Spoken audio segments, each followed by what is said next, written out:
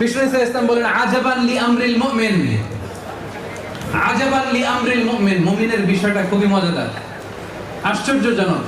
ফাইন্না আমরাহু লাহু ফি কুল্লিহি খাইর, কারণ মুমিনের সবকিছুতেই কল্যাণ আছে না নাই?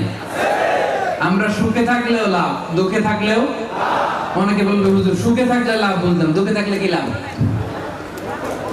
হ্যাঁ, দুঃখে থাকলে ধৈর্য ধারণের সওয়াব পাওয়া যায়। দেখেন বিষ্ণু ইসলাম বলেন ফাইন আসাবাহু সাররা, মুমিন যখন সুখে থাকে শাকারা, সে শুকরিয়া করলে তো সওয়াব নাই না?